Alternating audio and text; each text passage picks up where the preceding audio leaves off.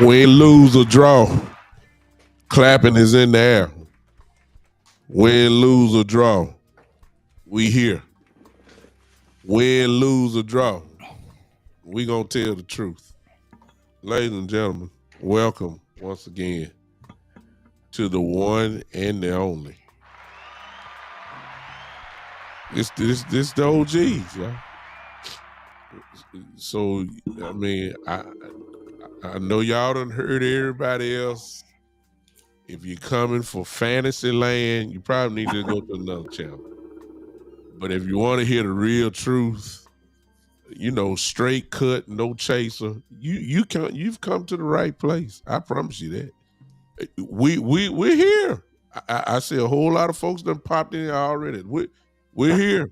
Okay. You want the truth? We gonna give it to you. Raw, uncut. I don't know what they gonna say. I know what I'm gonna say. But here we are. I need everybody to, first of all, good morning to all of you. Hit the like button, hit the share button, share the Cowboys group. do whatever you got to do.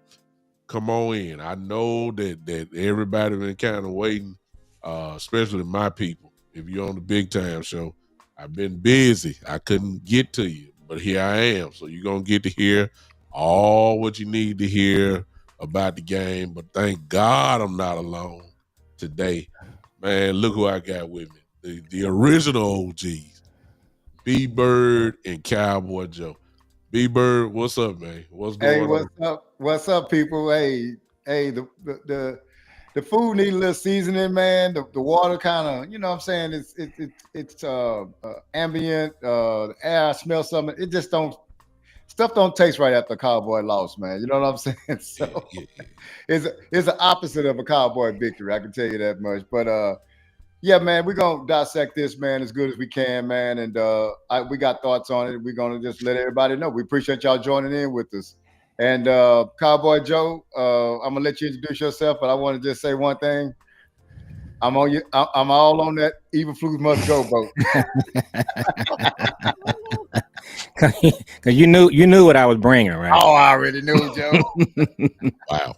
But we gonna ease into it, though. I'm not gonna hit you all at one time. All right. But by the end of this show, I'm gonna try to convince the OGs that we need to go in another direction. But we'll see how it goes. This is gonna be a you trial by talking jury. about me because I don't know. I don't know, Joe. I don't know. You got to convince me. Okay, I'm gonna listen though. I brought receipts. Uh-oh. You know he can do that now. Ain't no doubt about that. I ain't listening. Let's go ahead and just jump into it, guys. I'll let y'all start it off. Whichever one want to go, just wherever you want to land. Let the plane land. Let me say a couple of things. Well, one thing, it's not going to be the most popular subject, but man, I thought that the special teams play, boy, it was bad the other day, and it goes because we really, it's three phases, but we really concentrate on the like my son said, the casuals really concentrate on 1 and 2, offense and defense. But man, I saw a stat that had their starting field position was a Detroit starting field position. This is including turnovers and everything. Was their 43-yard line.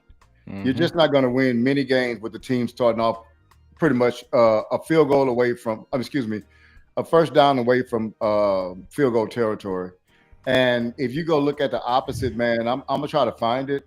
But somebody posted our last 15 punts. I don't know if y'all saw that, punt returns, and we've only I think we only got 2 punt returns for 15 yards in our last 15 punt returns.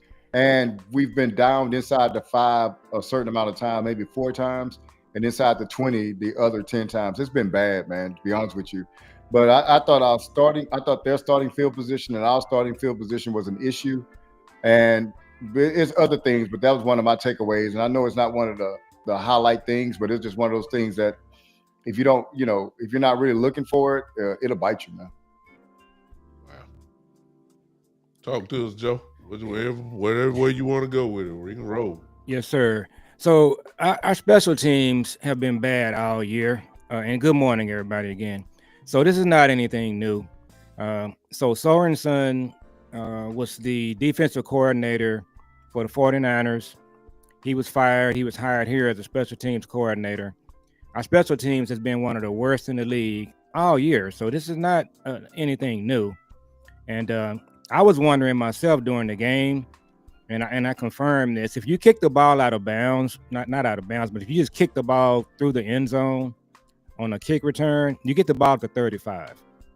And so one adjustment they need to make that was never made, they just needed to kick the ball through the end zone and give them the ball on the 35. You'd have been out, it came out better there.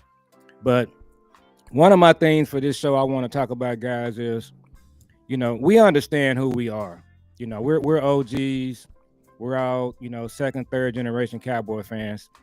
We are the Dallas Cowboys. We know who we are. We're not the Jacksonville Jaguars. We're not the Atlanta Falcons. This is the Dallas Cowboys. Okay, that's the standard that we have. And what I see, I have a theory, and I've been running this for a while.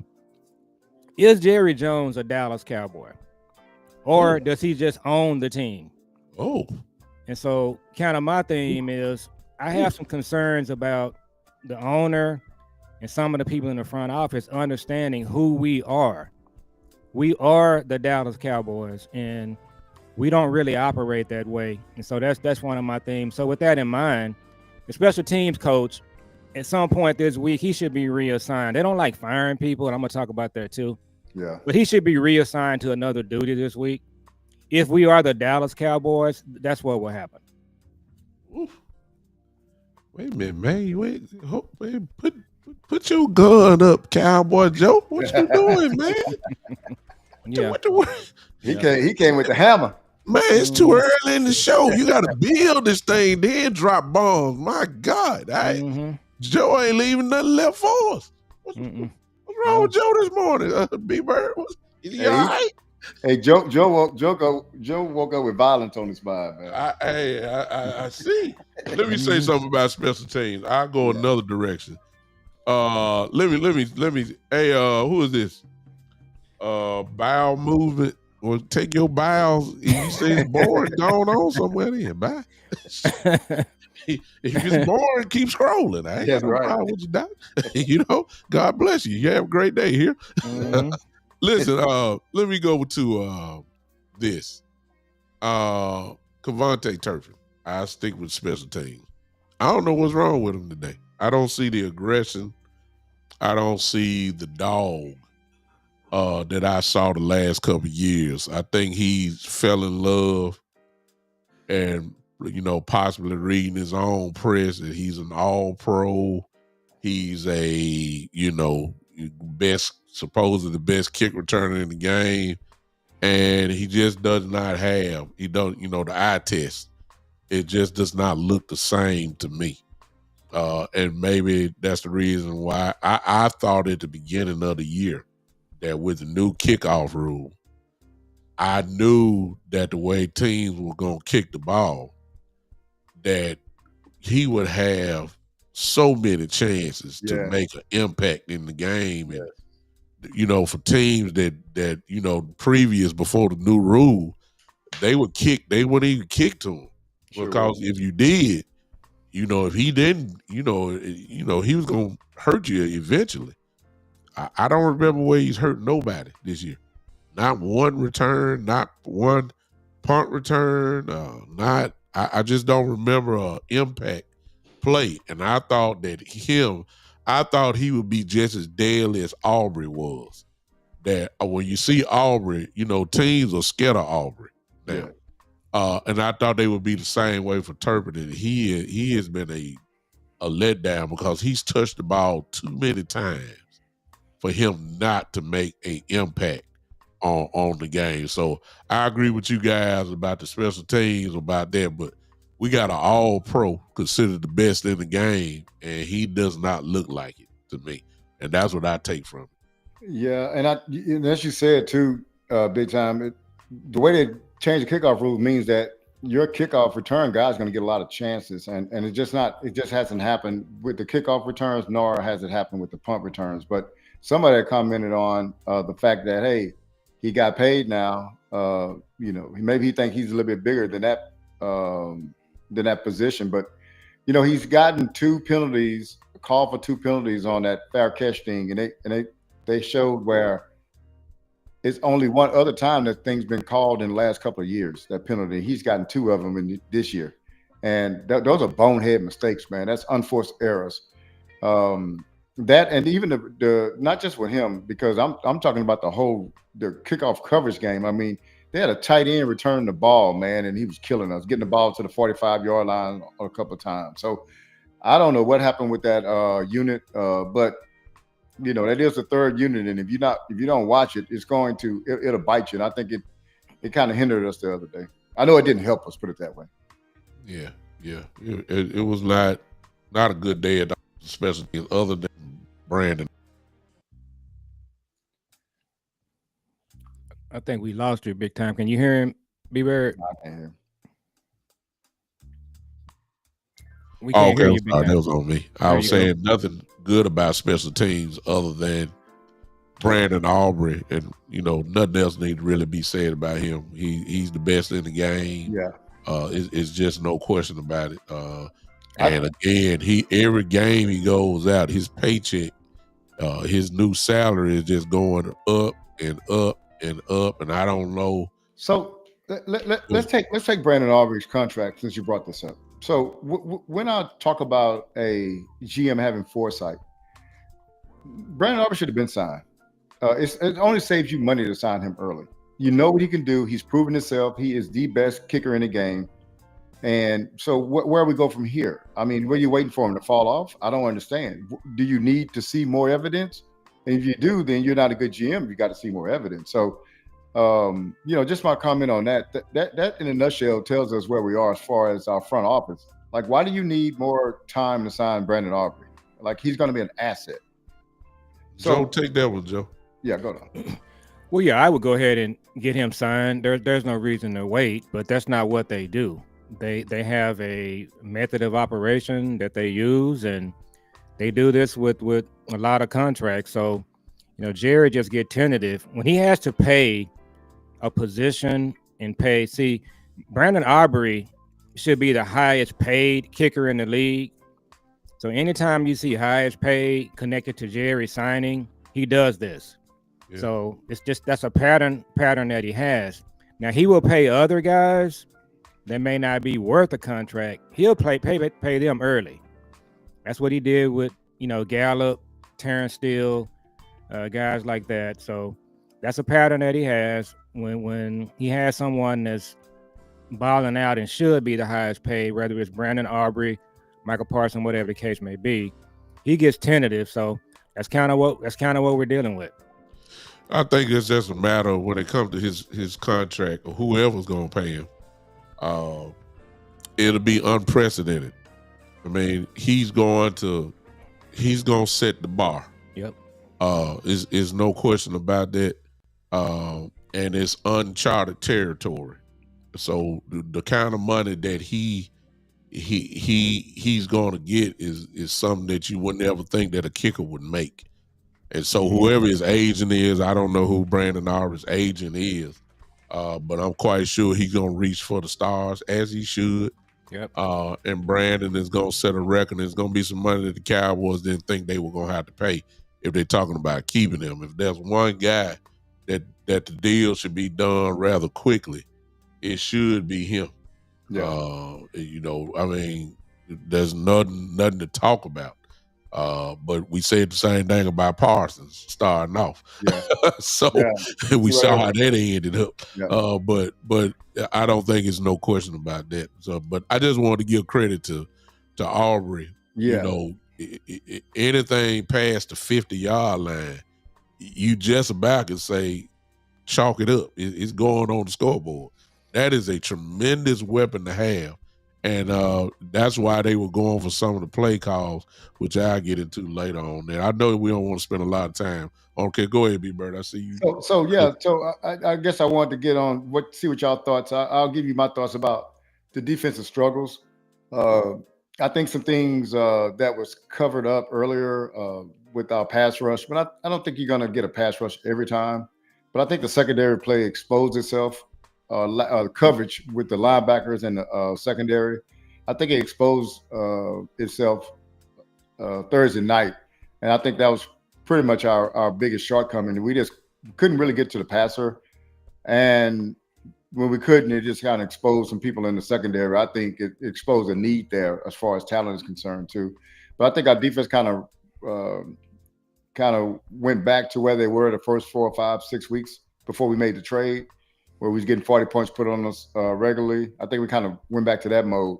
And just to be honest with you, that's where the Eberflus thing with me, I'm kind of leaning to the side of, because I was always on the, hey, give more talent, let's see what it does. Well, he has the talent, and I'm still seeing 40-something points being put up on him. So at this point in time, man, I just think our defense let us down the other day, and I think it was mainly the secondary. That's just my opinion. I was going to see what you guys thought.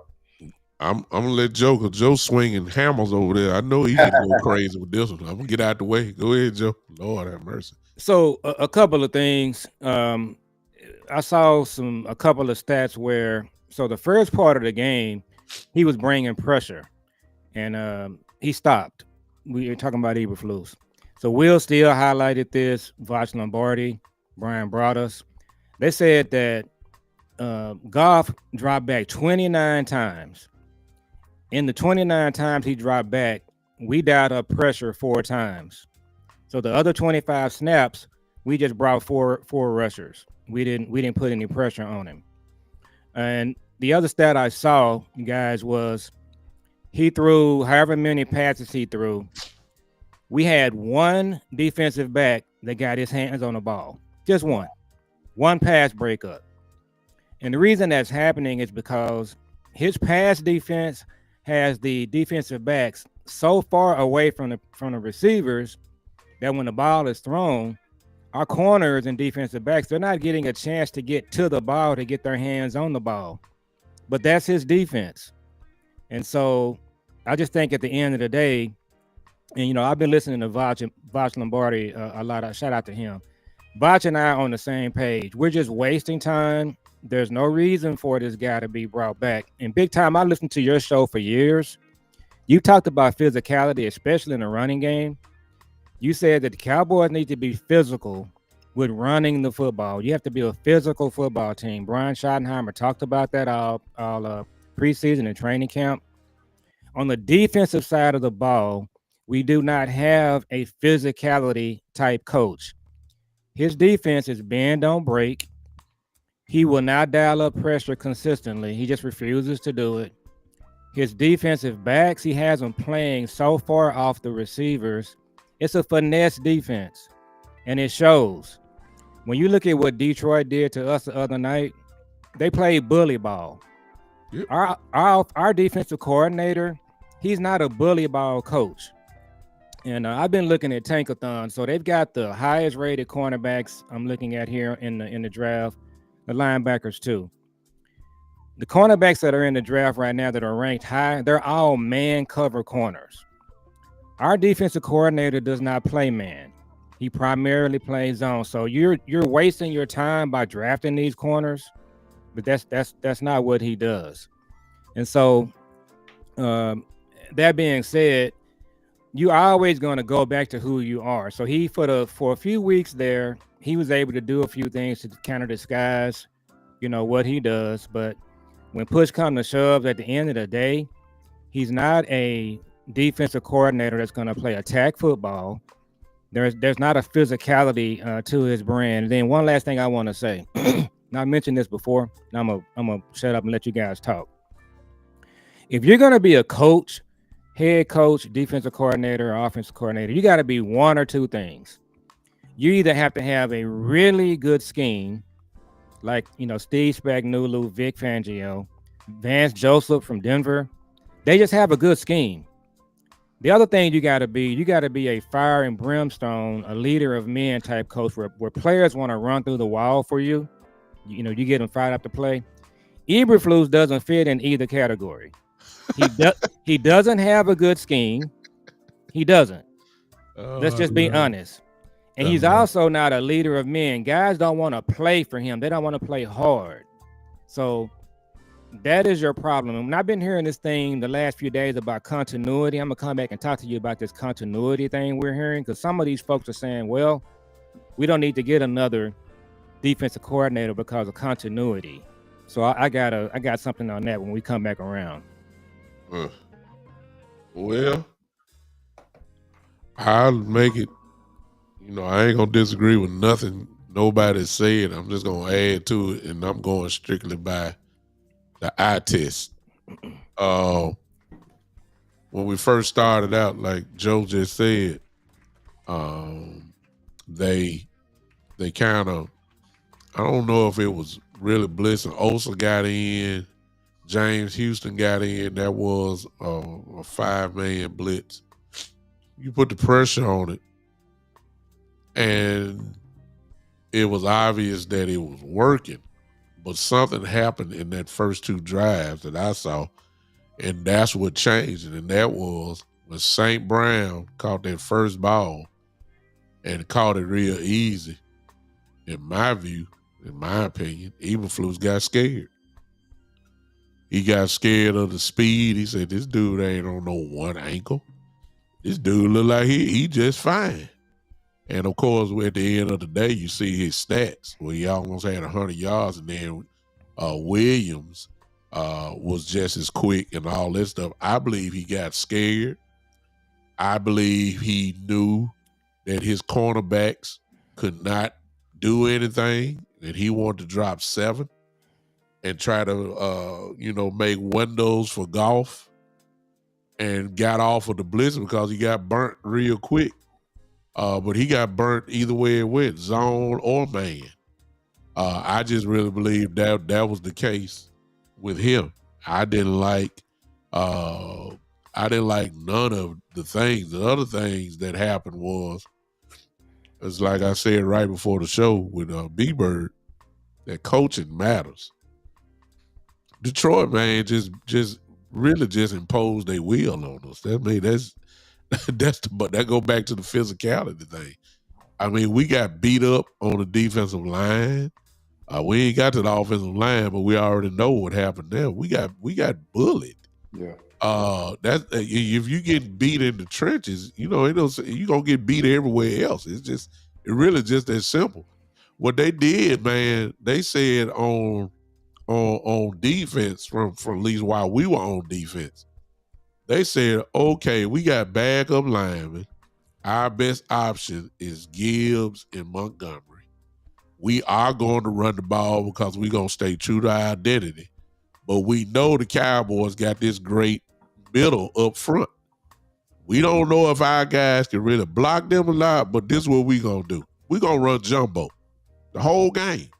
We're going to run 2 tight ends, 3 tight ends. We're going to double down. And we're not going to let Quentin Williams beat us. We're not going to let Kenny Clark beat us. We're going to double them. And if either Rock who beat us, so be it. If Sam Williams beat us, so be it. But we are not going to let the middle beat us. That's all they did. Mm-hmm. And they beat us. They ran jumbo. And we thought we could look. We said, oh, ain't nobody, before the game, I said, man, ain't nobody getting nothing up the middle.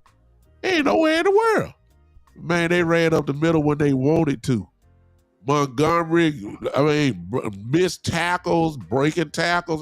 Just Gibbs, he really didn't kill, but they simple counteract, swing the ball outside for the pass.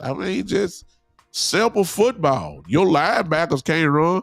Kenneth Murray looked like he just lost. Just horrible.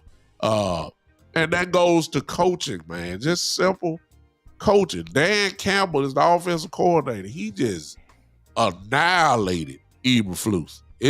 But it's no surprise because he said Eberflus before. Let's not forget that. He's been in Detroit, Eberflus in Chicago, so he already knows how to beat Eberflus. He was whooping them at Chicago, so it ain't nothing new. You know what I'm saying? So it's really a matter of coaching. That's what I saw. Just simple schemes to counteract what we wanted to do. And we didn't impose our will in no shape or form at all. So once you give golf time, you got these cornerbacks, Bland. Oh my God, what happened to Bland, man? Come on, man. I already know Revel was in trouble. And that's the other thing. Now I'll pass it back. Forgive me for my sciences, y'all. But look, when you see Revel getting beat by St. Brown, why are we still going one-on-one? Why are we putting safety here? This macho play calling just don't work. If your cornerbacks are getting destroyed, hey, get out of that. He can't guard them one-on-one. It just don't make no sense. Revel was getting torched. Yeah, everybody was. It's just that simple. And I'm like, okay, why are we still going man to man? Why is Bale? Why is Bale going one-on-one with Jameson Williams? What kind of sense do that make? I don't understand that. You got to go according to it, but that's really all I got. We just got our coach, man, and we got our physical. And once you get that done, you get 40 points put on you. It's just that simple. So with Revel, man, me and Sky had a conversation about Skywalker still. Shout out to him. We had a conversation about that, and we both agreed that and this was before we even got Quentin Williams, that we felt like they was trying to rush Revel back. And at some point you saw the video, you saw that Diggs was way ahead of Revel. And where Revel came from with the injury, man, I just think that, to me, it'd have been a wise thing to redshirt him and just say, hey man, look, take this year off rehab and come back next off season. We're gonna put you in full gear. But I think what you do to a cornerback when you bring in a guy that's not really fully back, which I don't think he is. I think we can all agree that he's not fully back. But he's playing. It's hard enough for a rookie to make the jump to the NFL, playing against NFL wide receivers and quarterbacks. It's hard enough. But then a guy that's hurt, you run the risk of messing up his mental, right? His confidence, and that's a cornerback has to have confidence. So Revel didn't look good out there, and there was some plays where I think he fell down at and they just didn't complete the pass, and it would have been even worse. But part of that is, I think, it's the Diggs saga. And they're going to have to figure this thing out, because if he's ready to go, and they said he was ready to go for Thanksgiving, even before Thanksgiving maybe, and Thanksgiving, he's supposed to be ready to go now. So it tells me that physically he's ready to go, but I think they're holding him back. There may be some with Eberflus, because I know they had some kind of back and forth during the season. But at some point in time, man, it's got to be, hey, man, if this guy can improve our defense and help us in coverage, we got to play him. But I want to pivot right quick and just tell you what me and my son was texting each other. And I said, I'm going to give y'all a defensive line that I think that we could have had if we had a real GM. You had Clowney at one defensive end, because you acquire him and you see that, hey, this guy still got something in his tank. You have Osa at one defensive tackle. You had Quentin Williams at the other defensive tackle, and you have Michael Parsons on the end. Wouldn't you like that defense right now more than you like the defensive line we have, even though we have the three monsters in the middle? Because what I thought the other night was, they solved our inside pressure, and we couldn't get pressure on the outside. We had nobody out there. And part of it was because Clowney wasn't there, but part of it is because really this is the way you construct the defensive line I just named. Is one when you take your feelings out of it, Jerry, and take your emotions out of it and all that kind of stuff. This is what you can do, because what you're trying to do is you're trying to get the best talent you can all the way across the board. So I just think that this is a miss, man. Like, when I look back at it, I know it's kind of a big picture thing, but that defensive line I just named could have been had, and it just was not had. And that goes back to the front office, man. So what I'm going to add, and then I'm going to get out after defense, because we really just it's kind of like a thing where we're just kind of with Eberflus, we're going in circles. One of the things I'm 100% sure that Diggs is ready to play on Thanksgiving. He was ready to play the other night. Yeah. So Brian Broaddus reported that the reason that Diggs is not playing is because the coaches don't feel like they're seeing what they want to see in practice. What they're saying, let's just cut to the chase. Eberflus doesn't want to play Diggs. Let's just keep it a buck. That's what it is. Okay, yeah. Let's keep it real simple. Okay, and then I was going to go back to the corners, the way they were playing. Whatever kind of defense you're playing in the secondary, guys, you got to have pressure. Okay, you can't let the quarterback stand back there and make a bologna sandwich every time he drops back. So if it's Revel, Bland, Diggs, it doesn't matter. If you're bringing no pressure, it doesn't really matter what kind of coverage you're playing. Guys are going to be running wide open. And Eberflus, stop bringing the pressure. He does it all the time. And our offense is our best defense. The reason we were able to defeat the Eagles, the Kansas City Chiefs, and we can talk about the offense here in a minute, is because our offense was on point. Our offense helps our defense. And so when we played the Giants, the Packers, they put up 40 points on our defense, but we were able to win and tie the game. Guess why? Because our offense was on point. And then one last thing I want to say, I believe Revel should have been. I believe they shouldn't have drafted Revel, and absolutely he should have been redshirted. But the culture of our front office, they believe if they draft you or pay you, whatever condition you're in, they're going to force you on the field. Yeah. That's their culture that they have. And then one last thing I want to mention about Vach, and he's mentioned this a couple of times. He said on the offensive side of the ball, Connor Riley, Clayton Adams, and Shotty, they're taking average to good players and making them better. On the defensive side of the ball, Eberflus is taking average to good players and making them worse. Okay, Leo Fowle's arrow was pointing up; he's worse. Overshawn arrow was pointing up. Overshawn is worse. Bland is worse.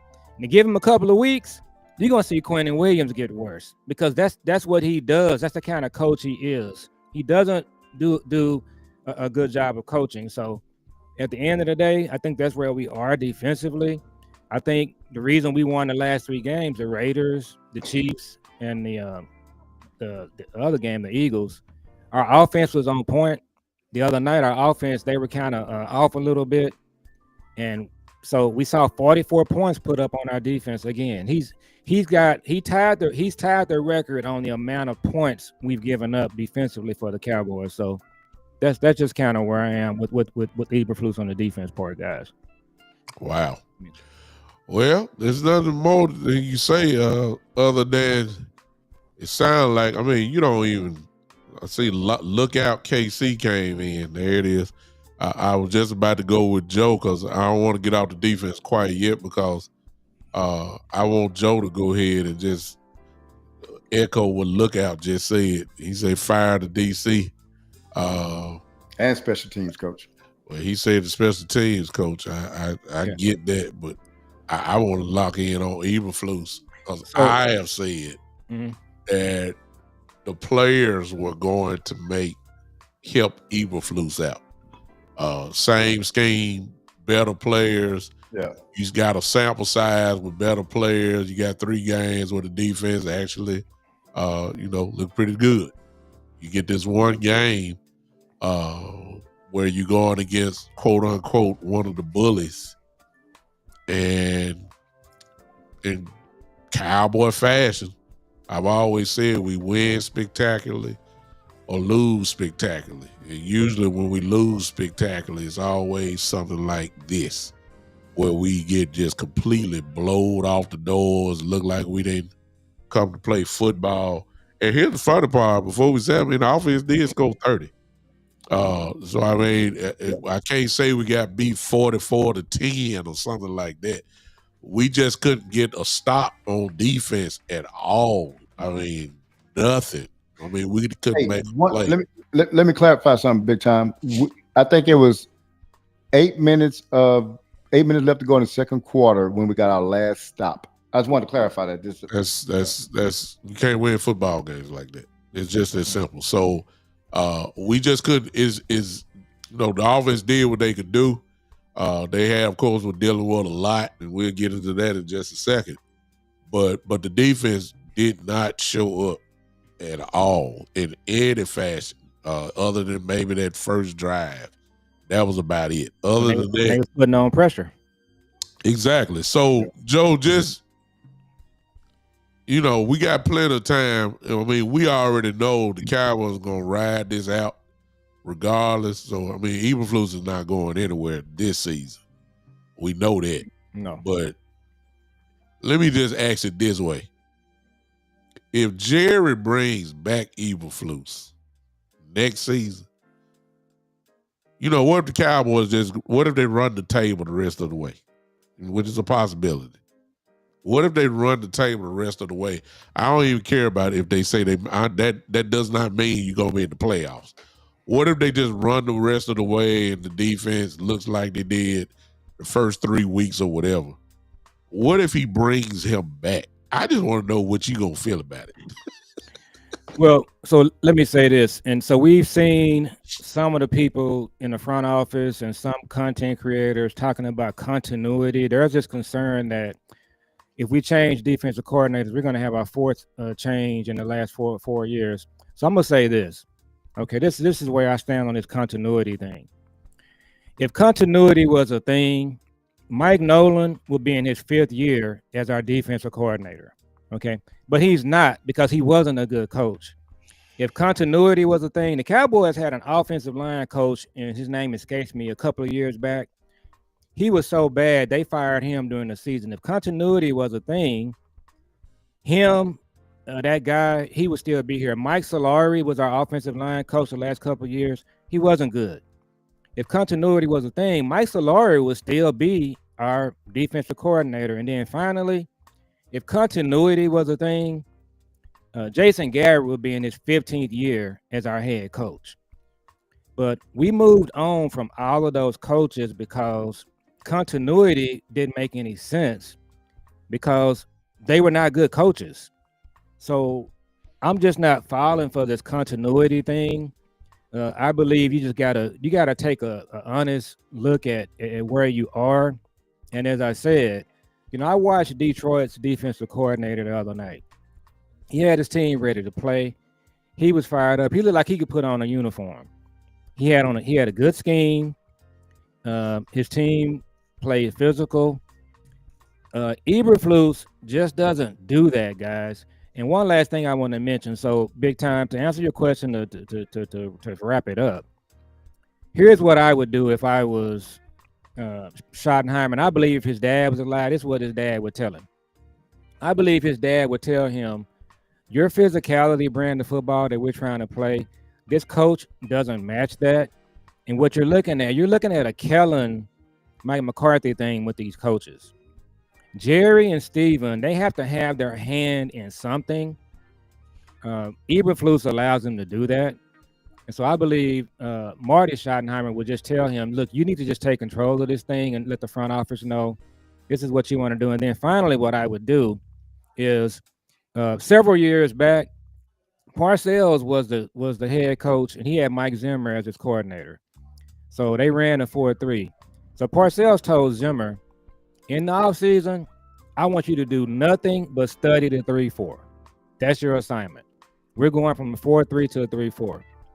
If they're going to bring Eberflus back, what I would do if I was Shotty, I would get Eberflus in a meeting, and I would look him right in his eyes, and I would tell him, if I bring you back as the coordinator, you're going to change the way you play defense. You're going to be able to play some zone.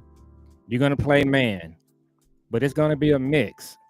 We're not going to go and play these teams that can blow us off the field and not put pressure on the quarterback. Now, if you can look me in the eye and promise me you're going to do that, I'll bring you back.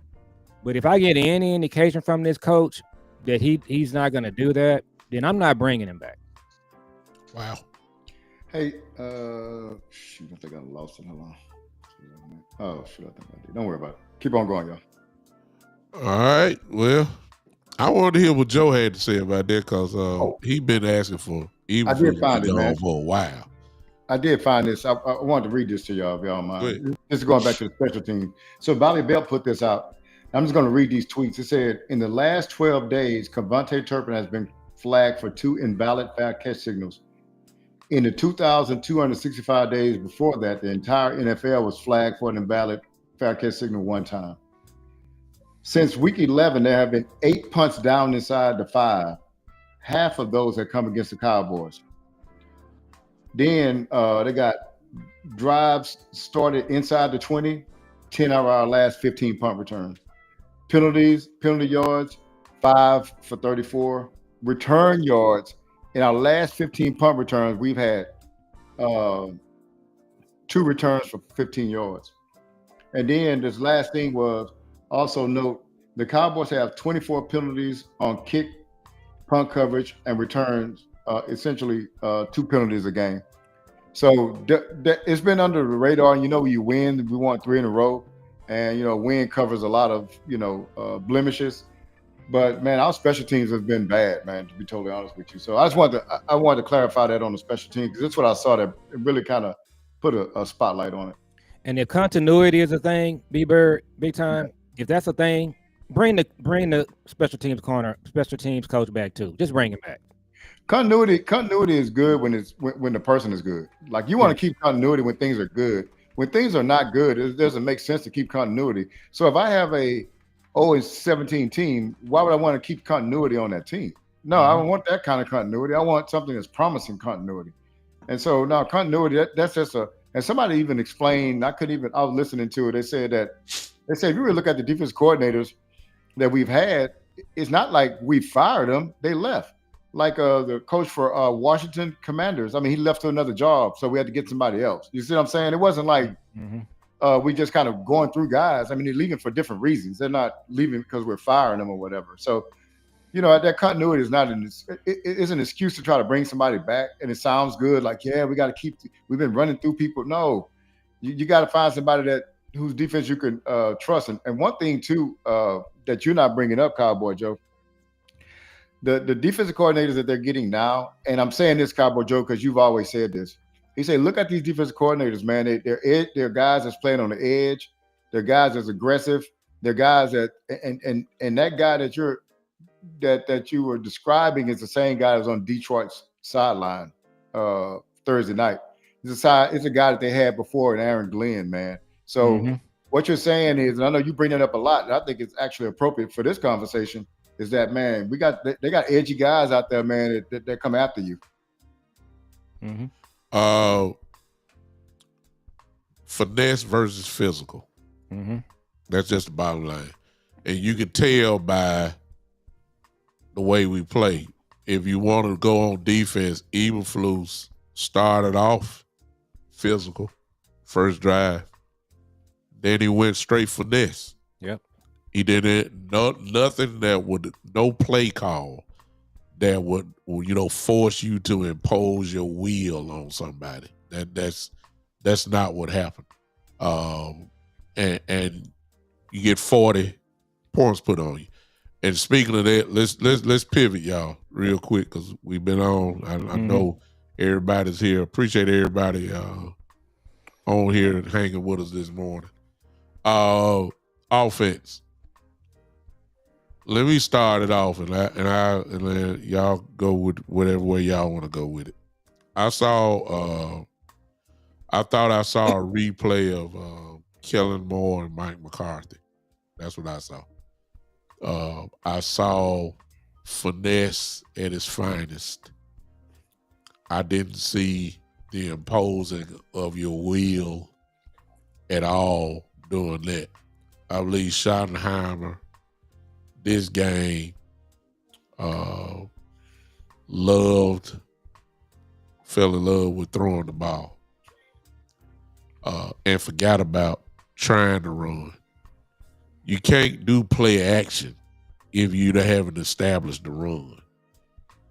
I think he got out coached. Detroit's game plan was simple. I don't know if you guys noticed it, but I saw it, and they did it the whole game. They lined up somebody in the A gap, kind of like a double A blitz, which they didn't do sometimes. That forced you to take care of those guys that were at the top. But what it did, the reason why they did it, they weren't worried about pressure up the middle. If they got it, that's cool. But they lined up like that so they could get isolation on the tackles. That's why they did that. So Hutchinson could go one-on-one, and then the other dude could go one-on-one. And that really was the game plan. They went ahead and just annihilated Nate Thomas and Terrence Steele. It was simple one-on-one game planning. Whatever plans that you had to double team Hutchinson, because that would have been the primary focus. You took it away by just lining up in the A gap. The other thing was, I didn't see no counter. Like, if Hutchinson is killing your tackle and the other dude is killing your tackle, where's the tight end to line up on the other side to help out? They consistently let Nate Thomas go one-on-one with Hutchinson. I'm like, how many more times do you got to see Hutchinson and the other dude kill these guys? Where's the adjustment?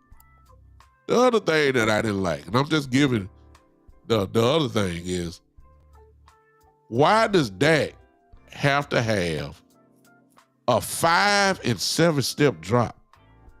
What happened to the quick 3-step drop, let the ball go? That's all golf did. Why does every player have to have a long developing route running where Pickens could get down the field. Good Lord, didn't he just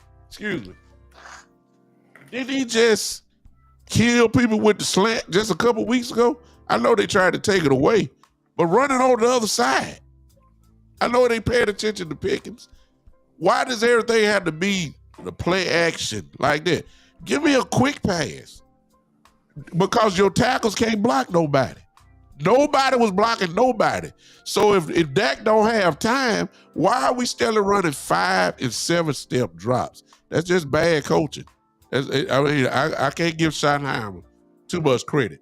And like somebody said, who is this? Cowboy champs. We only ran the ball 17 times. Good Lord. Come on now. You didn't even try. You were dedicated because you got happy because you said that Detroit got backups at cornerbacks. Oh, we finna light them up. And CD was killing them. CD was on his way to a 200-yard game. I'll give you that. Pickens was, it was CD's game, this game. And I don't want to get into the Pickens thing like that. I'm just saying, like, okay, you see how the game is going. Whatever your game plan was, let's change it. Because your line is getting ate alive. Everybody was getting killed. Booker, everybody was getting killed. You got to make some adjustments. You can't keep running. You can't keep running play action pass when soon as you get that pass to play action, that got 3 people in his face. Give me a break now. Where's the 3-step drop at? Get under center. If you're going to go on the shotgun, let it be a 3-step pass. I mean, there ain't no drop. Just get rid of it. Bam. And that's the part I didn't like. We just got out-coached. Y'all may have said something else, but that's what I saw. Go ahead, B-Bird. Well, one thing, too, I got in my notes that I took after the game. I think this is a game we kind of missed Guyton on, right? We could have used him out there. A healthy Guyton probably would have helped us out a little bit more. But one of the things, too, is the other guy that you're talking about is Muhammad. So the reason why I big time couldn't remember his name is because he's not Aiden Hutchinson. But you know what Muhammad did? He got 3 sacks the other night. That's crazy. He should. There's no world where Muhammad should be getting 3 sacks against us. So I just thought, so I'm gonna go into it. I'm a big Pickens fan. I'm probably the biggest Pickens fans out of all 3 of us here because I liked him come out of college. I wanted us to draft him come out of college. It just didn't fall that way. No fault for our own. He went a little bit earlier than I thought he would. But I even wanted Mingo because I thought he was kind of a Pickens clone. So when we were able to get Pickens, man, I was really excited because I understood what he was going to bring. I understood the downside of him as far as, he has this thing where, he's kind of volatile. But I've seen volatile receivers here, Michael Irvin and Dez Bryant, and we done well with them. In the Michael Irvin era, it was okay to be that way. They allowed him to have a positive effect on his team. Dez Bryant, we were more corporate. They didn't like that so much, so they tried to tame Dez. But the thing I didn't like about Pickens is because he brought negative energy the other night to the game. I thought he brought some lazy routes, some disengagement, and things of that sort. And when CD went out, we really needed him to step up, and I was disappointed in the way that he did not step up. If some not like I think they had the deep pass where Dak threw it and it was kind of off a little bit, but the off part was I don't think that Pickens made a real good effort to try to go to the ball. And just some of the cuts or breaks, and it might have been things that was happening more or while we were winning, but just being sharp on your breaks, on your in routes and stuff like that to try to get separation wasn't there. There's some things I just wasn't really pleased with, and I was like, man, this guy here, man, I really keep him. I got him propped up, man, but God, dog, these are things I didn't like. Ferg, who is, if my son listens to this, a shout out to you because my son does not like Fergs, man. He did. And so I'll tell my wife that it is inexcusable to have fumbles as much as he has. Now, I think that somebody I think I heard on 105.3 said that he's had 4 fumbles this year. Now, not all lost fumbles, but 4. So any fumble is potentially lost. So you should never be fumbling the ball that many times, especially you fumble the ball against Philadelphia. You come back and fumble this time too. That's a no-no, man. But at the end of the day, I'm not gonna like some people wait to and I see these people that just hate Dak for whatever reason. They've been quiet for like 5 weeks. Now they jump out the woodworks. But I don't think any interception was Dak's fault. Totally, to be honest with you. I think it was bad routes, and then with and my guy Flanoy,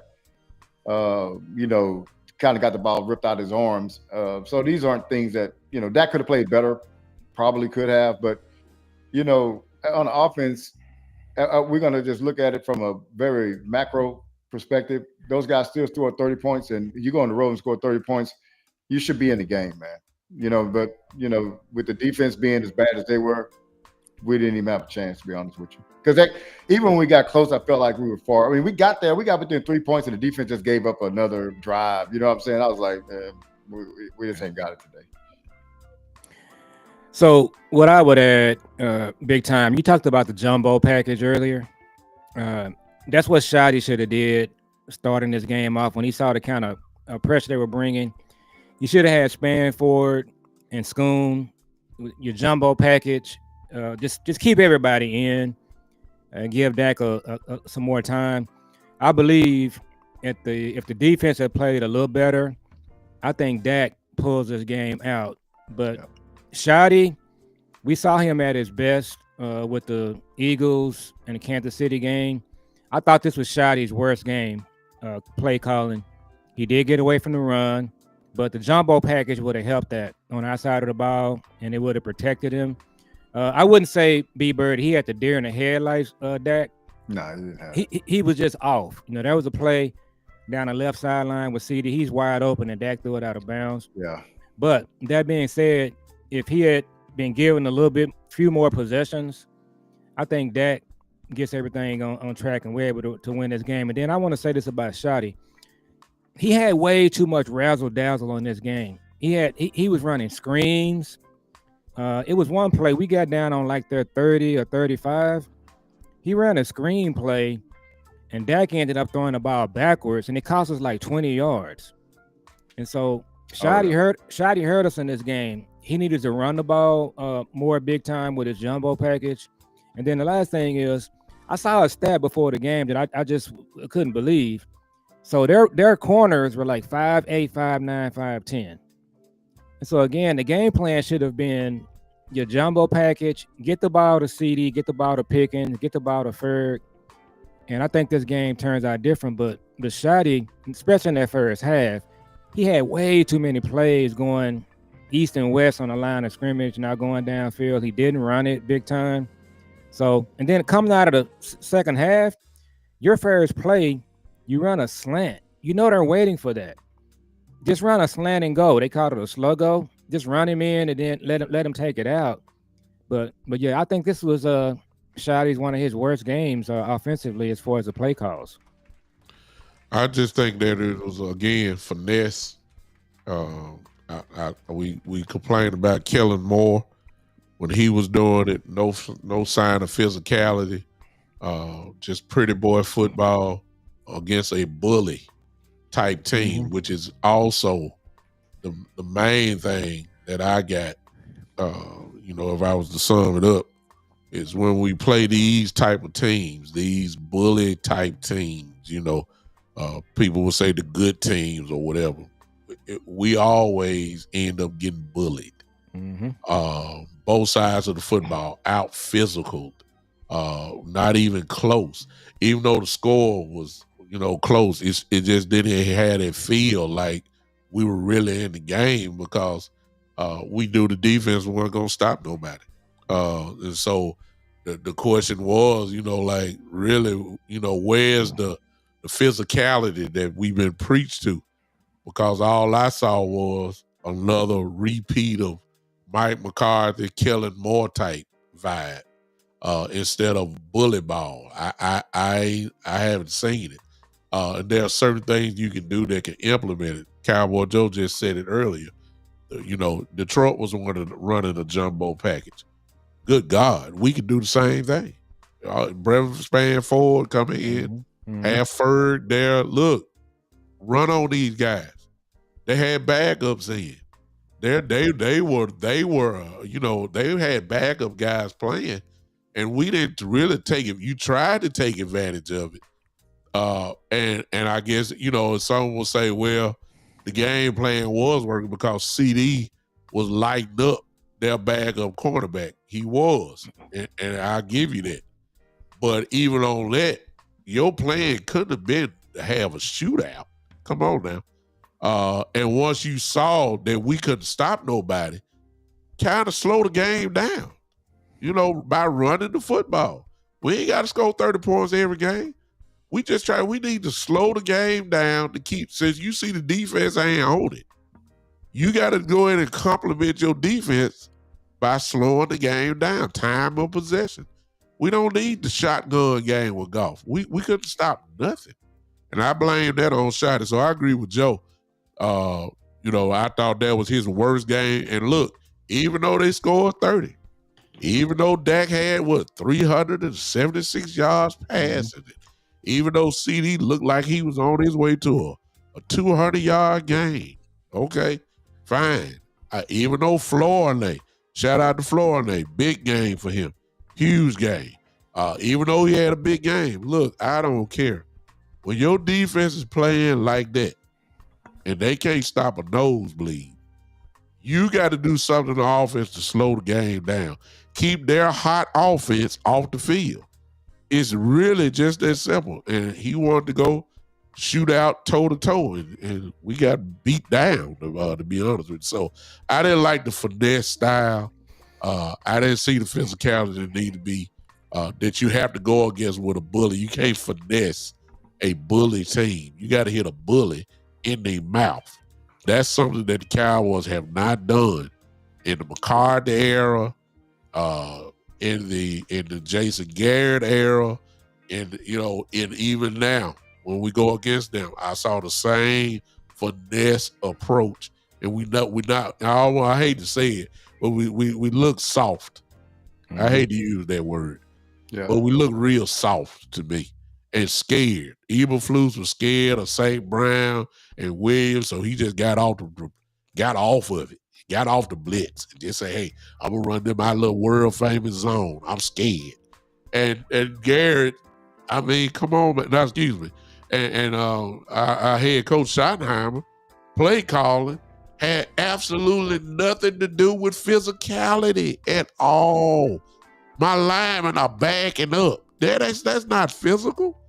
If you on your heels pass blocking the whole game, where's the physicality at? It just makes no sense to me. That's all I get. So I'm gonna revert to something, man. I just kind of ran up on something here about our defense versus their defense. We had passes because Joe, you brought this up. We had passes defended. You know how many we had? We had one, the one that Joe talked about. Mm-hmm. We also had 9 pressure. What they had passes defended. You know how many passes defended they had? I heard 11. Yeah. 11. They also had 5 sacks. We had 1 sack.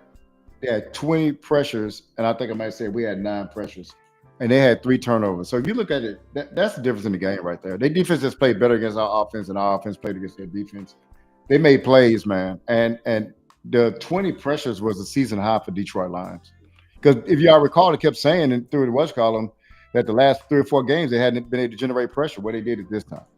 And so let me throw something on that, Joe, before you go. Mine real quick. Hold on. If you would have told me that Detroit's game plan was, even with back up cornerbacks, was that they was not going to go no zone and they were going to go man to man, which they did. If you would have told me that at the beginning of the game, I know they had safety help for Pickens. I get it. But if you would have told me that Detroit was so bold that even with backup cornerback and you going to go one-on-one with Pickens and CD, I get it. I want to run the ball. But look, somebody should have said, look here, especially Pickens, man, ain't no way in the world I'm going to let this happen. I'm going to destroy anything in sight if I'm going one-on-one. Now, CD had the mindset. And maybe I'm a little bit too hasty because I have not looked at all 22 I don't know if they doubled Pickens the whole game. I don't know that yet. He kind of intimated that he did. I know that they went single on CD, and CD was killing them. So that part I don't know. So, but it's just nowhere in the world Detroit's supposed to keep that game playing 1-on-1. Yeah, maybe that's the reason why Florida had a big game. Yeah, because they were going single on him. But well, big time. Let me add one thing. Even starting the game, they started off the game with backup cornerbacks and backup safeties and all that stuff. They were going 1-on-1, and they got hurt. So they even went to they were basically on their third string guys, man. Because remember, one of them went out in the first series. Remember with the concussion.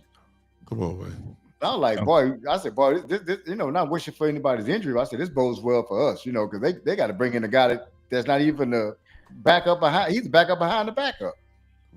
So they couldn't cover our receivers. That's why he should have went jumbo. He should have just tossed out the screens. He kept running screen plays. They couldn't cover Lamb or Pickens. Your game plan, especially after the game started, when you saw what they were doing, change it. Put your jumbo package in. You're gonna run the ball some, but get the ball to CD. He had 100 yards in the first half. Get the ball to Pickens. Get the ball to Ferguson, Flournoy. They couldn't cover our receivers, but the problem is he wasn't trying to get the ball to the receivers, guys, in the first half. He was too busy running screen plays. And this bully thing, we want to talk about our culture. We keep hearing culture talk with the Cowboys front office. If I'm Jerry and Steven and Will McClay, at this point, we might need the grandkids to get involved because I don't really know what's happening with the front office. But this bully ball thing, think about this.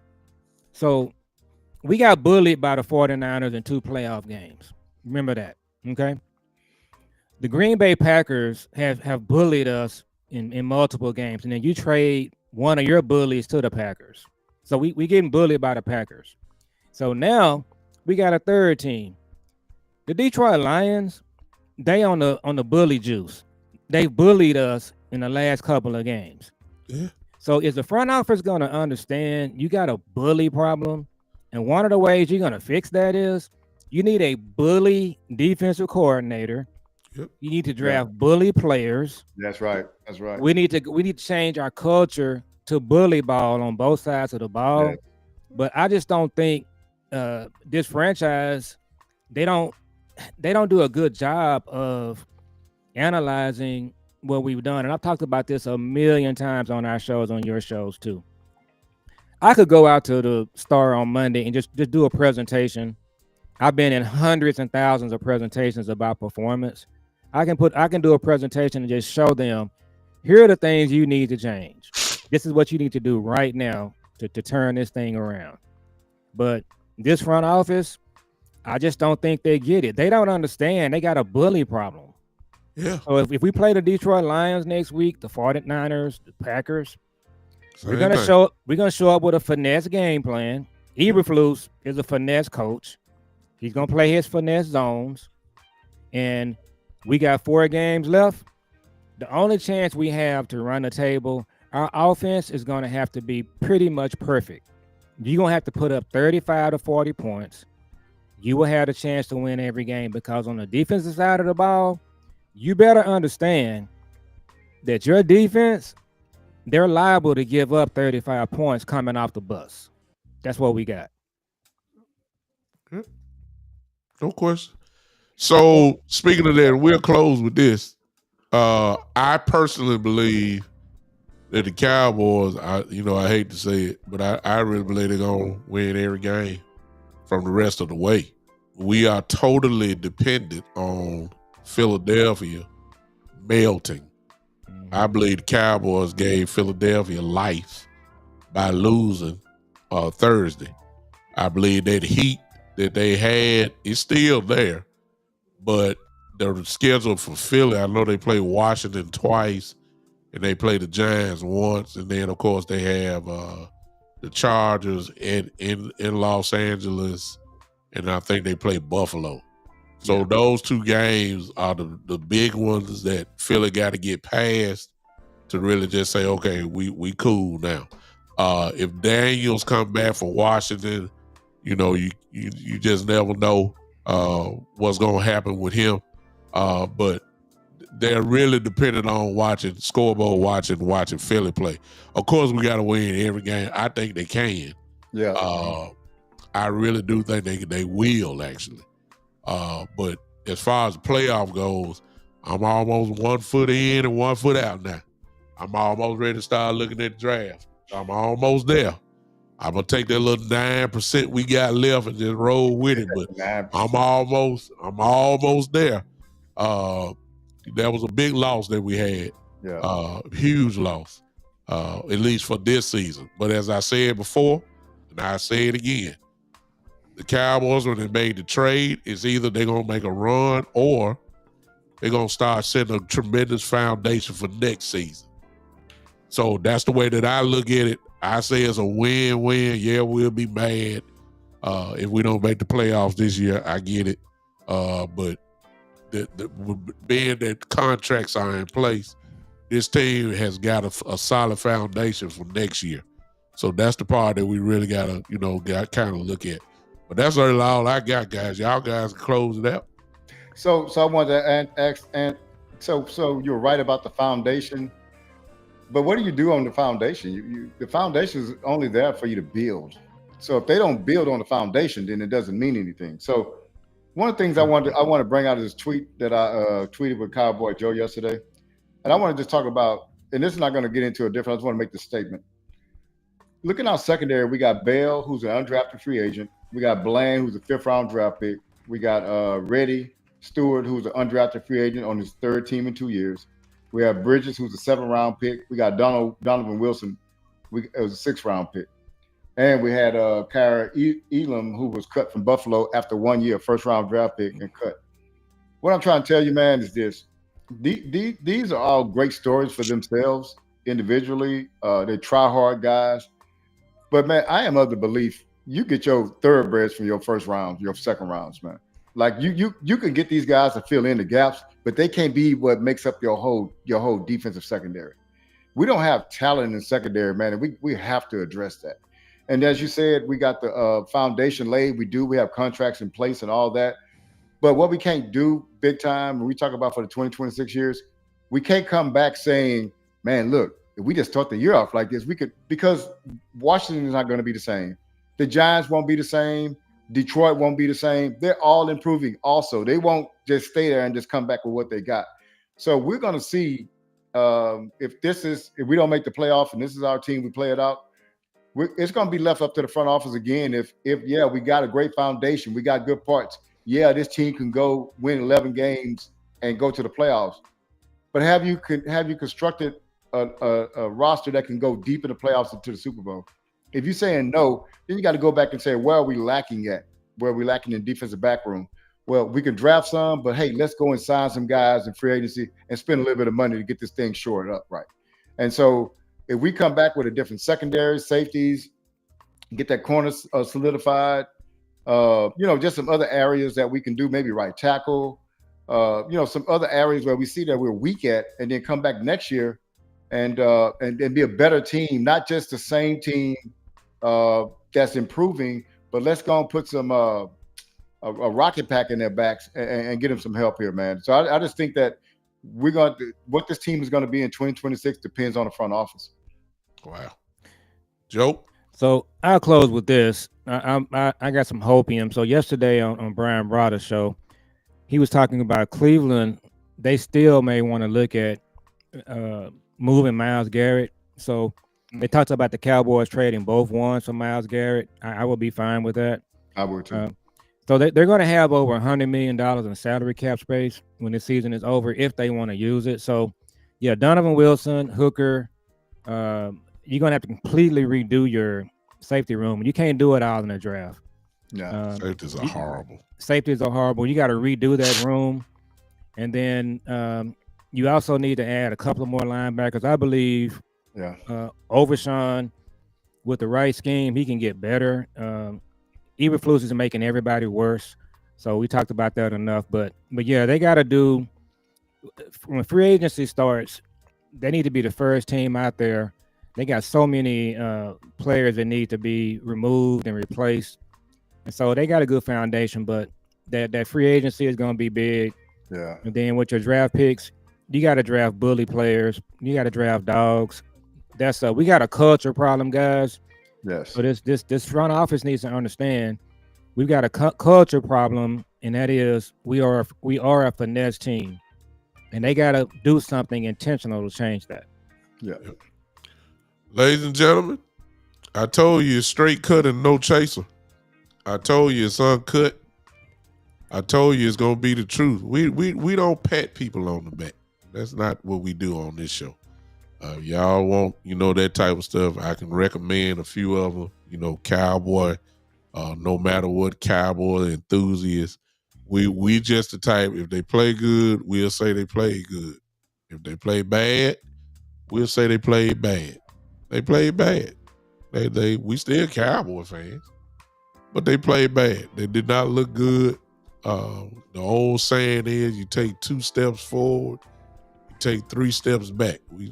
I feel like that's what happened. We took 3 steps back, so we back at square one. The defense can't stop nothing. The defense give up 30 plus points. Offense scoring 30, but the defense gives up much more. We back at square one. That's the way I look at it. Of course, they got a chance to get it right against the Chargers. The Vikings. I'm sorry, coming up. So the big game coming up, and we finally got a little couple days off, so they can regroup. And no question, they have to beat the Vikings. We make bad teams look pretty good, decent, whatever. JJ McCarthy ain't done nothing all year, and we don't need to make him a superstar. Yeah. You know what I'm saying? Just like B Bird said, Detroit has struggled the last 4 weeks. Here come the Cowboys. They just about played the best game. Unbelievable how everybody gets up for us. But we have to match that intensity. How do you match it? Sometimes it's simple as, hey, we're going to hit you in your goddamn mouth. Yeah. Physicality. You can't, this is not Madden on PlayStation. Sometimes you got to put your foot in the ground and say, we for the hit, we're going to go right here. Yeah, right there. And we going to tell you we coming right here. Stop us if you can. That's really what it's all about. And until I see that, I think Cowboy Champs put it in the thing. 17 carries, man. Yeah. Bully ball means we're going to run the ball, 24, 25 plus times in a game. That's what that means. You got this good offensive line that can run block. Let them do what they do best. It's just that simple. Hopefully they get it together. Ladies and gentlemen, thank you guys for hanging with us. Hit that like button as you go out. B-Bird, of course. Tell them where you at, B-Bird, and Cal will just follow it up. Yeah, I'm B-Bird Cowboys on Twitter and on YouTube. So y'all check me out when y'all can. I'm more active on Twitter than I am on YouTube at this time. But y'all check me out. I appreciate y'all stopping in too. All right, and I'm Cowboy Joe. You can follow me at Cowboy Joe 64 on Twitter. And our channel is called Father and Son, Cowboys and Sports Talk. I do a show with my son. So check us out on YouTube, and appreciate you guys joining us on this Saturday morning. Appreciate y'all. And of course, this is the Big Time Show, and simple. Just go to that wherever social media platform. Just search out the Big Time Show and look for this face here, and you should be good to go. Turn on those notification buttons for everybody so that you'll know when they come on live. And we'll do it again. Usually our day is on Friday, but we had some things we had to do, and so we came early this morning. But we'll probably be back with you guys next Friday at our usual time, Friday evening or something like that. And until then, ladies and gentlemen, man, I appreciate everybody. Thank you, Miss Hankins. I see you. Thank you for the compliment. I'm quite sure the brothers appreciate that. Yeah, thank you guys for hanging with us. We'll see you again next time. This has been the Cowboys OG Podcast with B-Bird Cowboys. And, of course, the one and only Cowboy Joe, my frat, my new brother. So let me throw that in, too. I can't let that go. That's my frat down there, so you know how it go. We'll see you guys next week. Until then, ladies and gentlemen, we'll holler at you. Thank you so much.